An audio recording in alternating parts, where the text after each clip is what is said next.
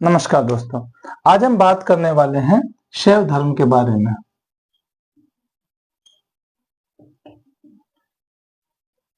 शिव से संबंधित धर्म को शैव धर्म कहा जाता है तथा इनके अनुयायियों और भक्तों को शैव कहा जाता है। विष्णु की तरह इनके अवतारों की कल्पना नहीं की गई है और ना ही इनका विस्तार अवतारवाद के सिद्धांत पर हुआ है, बल्कि भगवान शिव का विस्तार रुद्र से शिवम के रूप में हुआ है। रुद्र जब भगवान शिव अपने प्रलयकारी और कठोर रूप में होते हैं, अपने रौद्र रूप में होते हैं, और शिवम जब भगवान शिव शांत होते हैं, तब उन्हें शिव शंभु या शिवम कहा जाता है। भारतीय ऐतिहासिक परिदृश्य में अगर देखा जाए तो शिव की प्राचीनता प्रागैतिहासिक है। नवपाषाण युग में भूमि की उर्वरता के लिए शिवलिंग की पूजा की जाती थी। अगर गुड़िमल्लम और भीटा, जो दक्षिण भारत में आंध्र प्रदेश का हिस्सा आता है, गुड़िमल्लम और भीटा से हमें ऐसे लिंग प्राप्त हुए हैं जिनमें मानव की आकृति में जो व्यक्ति बैठे हुए हैं वो स्वयं पशुपति शिव हैं। कुछ लोगों ने शिव की प्राचीनता की खोज सैंधव सभ्यता के रूप में की और कहा कि वहां से प्राप्त मोहरों पर जो श्रृंगधारी मानवाकृति है वो पशुपति शिव की है।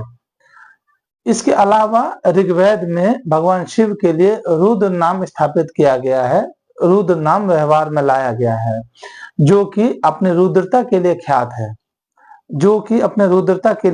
है, जिनकी प्रलयकारी शक्तियों से गांव के गांव नष्ट हो जाते हैं, महामारी फैल जाती है, पशु पक्षी सब खत्म हो जाते हैं।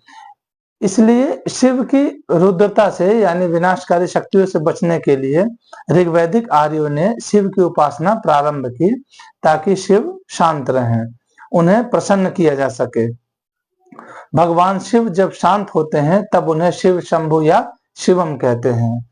जब पर्वत पर शयन करने के कारण भगवान शिव को गिरीश या गिरित्र कहा जाता है। चर्म धारण करने के कारण उन्हें कीर्तिवासन कहा जाता है और पशुओं की रक्षा करने के कारण शिव को पशुपति शिव कहा जाता है।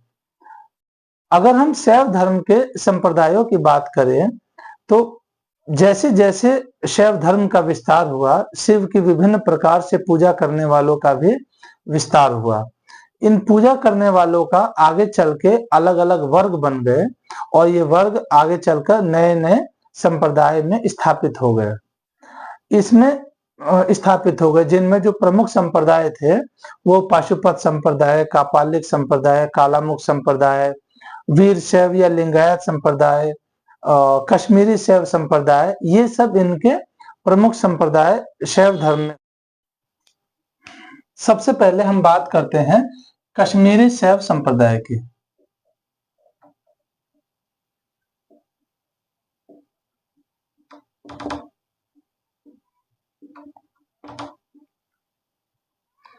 कश्मीर में जिस शैव संप्रदाय का विकास हुआ उसे कश्मीरी शैव संप्रदाय कहा गया।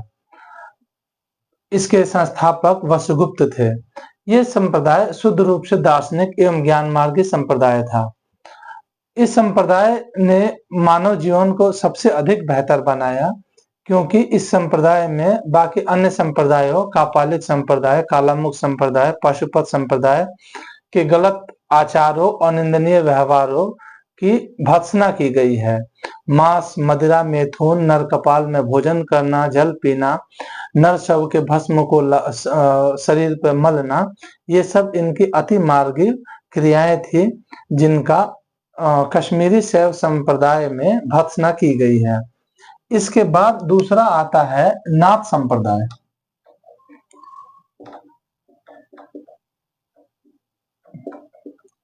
नाथ संप्रदाय आगे चलकर शैव धर्म एक नए रूप में विकसित हुआ, जिसे नाथ संप्रदाय कहा गया।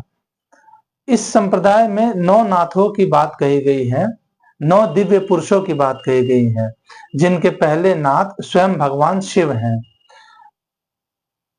10वीं सदी के उत्तरार्ध में मत्स्येंद्र नाथ या मच्छंद्र नाथ ने नाथ संप्रदाय का अनुगमन किया तथा इसका प्रचार प्रसार किया।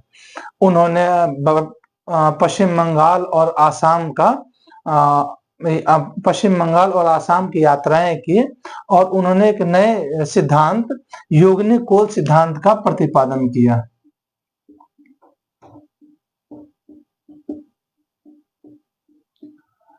मत्स्येंद्र नाथ का जन्म पश्चिम बंगाल के एक धीवर परिवार में हुआ था। इसके बाद मत्स्येंद्र नाथ के पद का अनुगमन किया गोरखनाथ ने। 10वीं-11वीं सदी में गोरखनाथ ने मत्स्येंद्र नाथ के पद का अनुगमन किया तथा नाथ संप्रदाय का प्रचार प्रसार किया। उन्होंने अपने स्पष्ट व्यवहार और अपने आचरण से नाथ संप्रदाय को एक नया रास्ता दिखाया। उन्होंने योग साधना में महिलाओं के संसर्ग का उन्होंने स्पष्ट किया कि महिलाओं के संसर्ग से योग की साधना संभव नहीं है।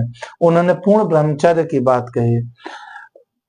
गोरखनाथ ने इंद्रिय निग्रह यानी इंद्रियों पर नियंत्रण करना, सदाचार और सचरित्रता की बात कही थी।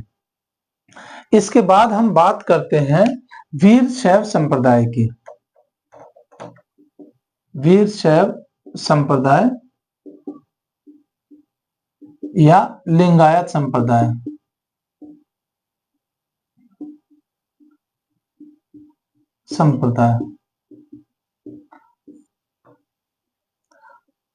दक्षिण भारत में जिस संप्रदाय का उदय हुआ वो संप्रदाय वीर शैव संप्रदाय कहलाया तथा वीर शैव संप्रदाय के जो अनुयायी थे वो लिंगायत कहलाए। वसव पुराण के अनुसार वीर शैव संप्रदाय के संस्थापक अल्लभ प्रभु को माना जाता है। इसके बाद जो चौथा संप्रदाय था वो था कालामुख संप्रदाय।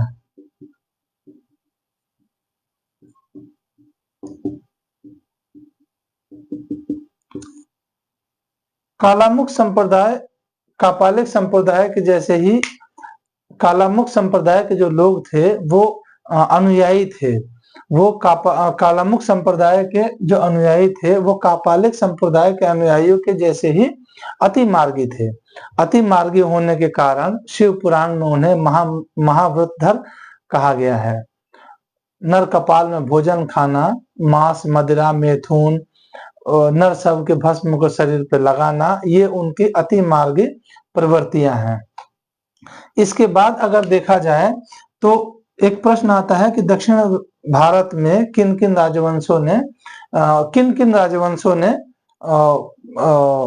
नाथ संप्रदाय को आगे बढ़ाया। तो चोल, चालुक्य, कुषाण, पल्लव और राष्ट्रकूटों ने इस संप्रदाय को आगे बढ़ाने में बहुत अधिक मदद की।